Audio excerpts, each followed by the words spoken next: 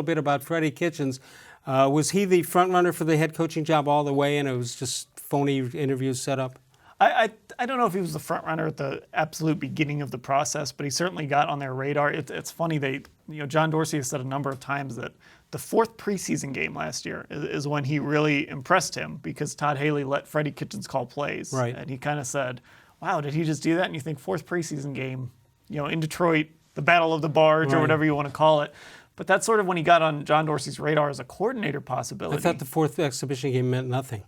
That's what I thought too, until John Dorsey swore that it did. Right. And then as things kind of happened in November and December, he kind of played his way onto John Dorsey's list. Right.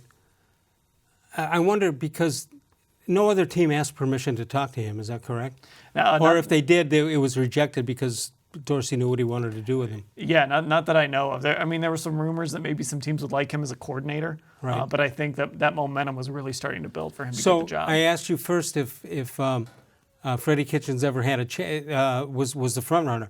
Was Gregg-Williams did he just get an obligatory interview and, hey, thanks for showing up in the doors that way? I do feel like it was mostly an obligatory thing. He did so well, and again, John Dorsey even said he earned a chance to interview. So I don't know if he was ever on the initial list. I don't think the Browns ever necessarily thought they would go 5-3 with Gregg-Williams as the head coach. But there's a lot of barriers to jump over with Gregg-Williams, going all the way back to Bounty Gate. Right. If you were to hire him as your head coach full time, and I think they really wanted to bring in an offensive-minded coach. Well, the thing that concerned me about Freddie is, number one, he hadn't been a head coach before, and but that was counteracted by his relationship, as you suggested, with Baker-Mayfield. But they're also throwing in I'm surprised they're throwing in the fact that he can call his own playbook.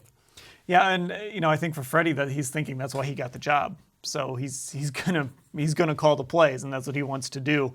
Can I suggest to him, if he wants to keep the job, he should probably give the play calling up to Monken? Yeah, and I think that's the good thing about Todd-Monken is he has called plays before. Right. So there's an experienced voice in that room. You're not just going to someone who's never called a play in the NFL before. Right. All right, we have